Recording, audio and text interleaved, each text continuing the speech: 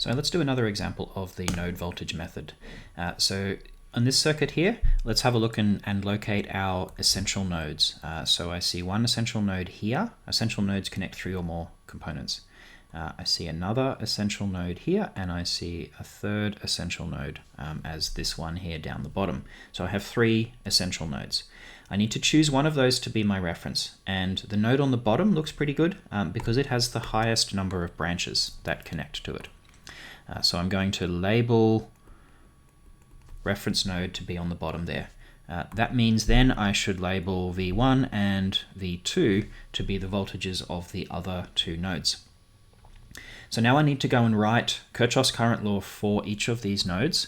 So Kirchhoff's current law at node 1 will give me the following equation. So I have V1 minus 10 divided by 1, that's the first branch. Second branch will be V1 divided by 5. And the third branch will be V1 minus V2 divided by 2. And all of that is equal to 0. So this bit here where I said V1 minus V2, that might be a little bit new to you. So when you have 2 different nodes, then you basically, when you're writing Kirchhoff's current law, you do voltage of the node you're looking at. In this case, it was V1. So that voltage minus the other voltage on the other end, because we're writing, remember we're doing this for the currents leaving the node. So it was like a current leaving the node this way. So by passive sign convention, if I have the current drawn in that direction, then I should use V1 minus V2 in order to be the voltage across that resistor by Ohm's law. So that's my first equation. This is KCL at node number 1. So I'm just going to tidy this up a little bit. So in particular, I'm going to multiply all of this equation by 10, lowest common multiple of these fractions. I want to get rid of these fractions. So I'm going to write 10 times V1 minus 10 plus 10 V1 over 5 plus 10 V1 minus V2 over 2 is equal to 0. And then cleaning this up, 10 V1 minus 100 plus 2 V1 plus 5 V1 minus 5 V2 is equal to 0. And then we can collect some like terms.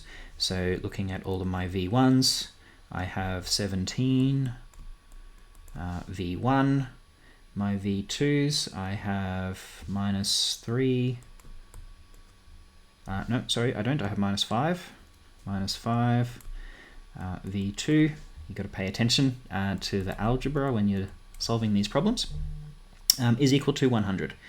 So this is my, my first equation. So I'm going to call this one here equation number 1. So I have 2 unknowns and only 1 equation. I can't really make any further progress. In order to get further along in analyzing this circuit, I need to write Kirchhoff's current law at node 2. So if I have two nodes labeled, I need to write 2 equations. So Kirchhoff's current law at node 2, I will consider first the branch that goes to the left. And so for this one, the voltage that I will write, the current that I will write, I should say, sorry, is V2 minus V1 divided by 2. So that's the current leaving V2 along that left branch. I then have bottom branch going down is V2 minus 10. And then I have a 2 amp current source, which is entering, so it should be minus 2 is equal to 0. So remember, our sign convention was for currents leaving, and therefore I'll put a minus on the 2 amp current source there. So this is now a second equation, a second piece of information. So let's simplify this, and then we can set about solving them. So to simplify, I'm going to multiply this equation by 10. I'm cancelling out the fractions. So let's write this out. V2 minus V1 all over 2, 10 V2 over 10 minus 2 times 10 is equal to 0.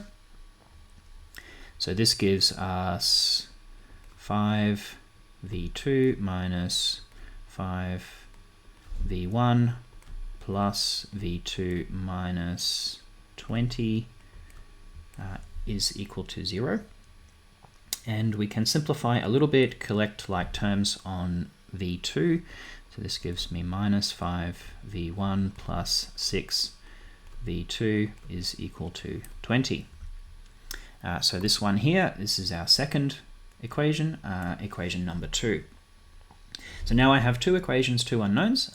It's basically a math problem at this point to solve these equations.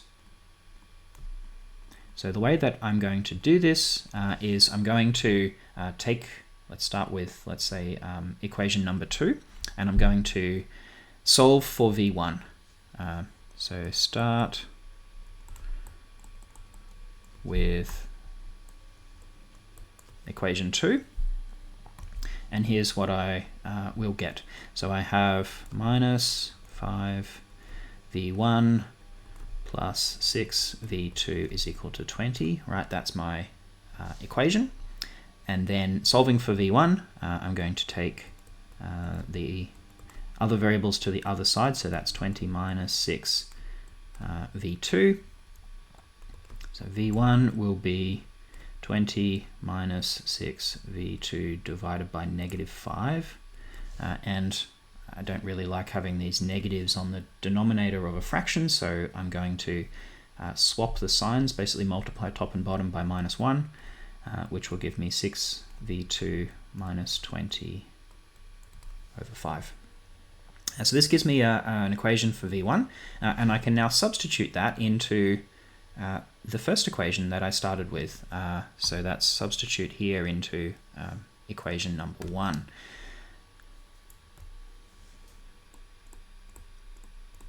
Substitute into equation number 1. And so let's remind ourselves, equation number 1, 17v1 minus 5v2 equals 100. 17v1 minus 5v2 equals 100, so therefore 17 times taking v1 that I just calculated over here,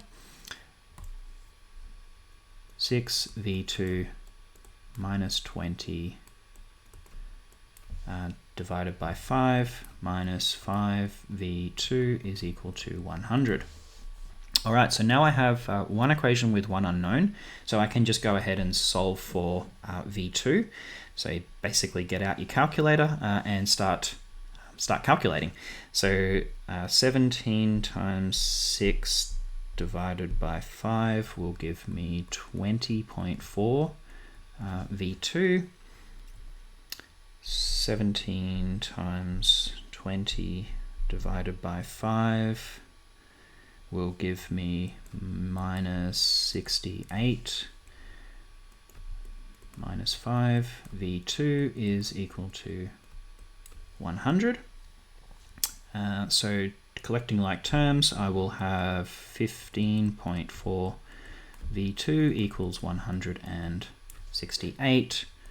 v2 is 168 divided by 15.4, which is 10.91 volts. Then I would need to solve for v1.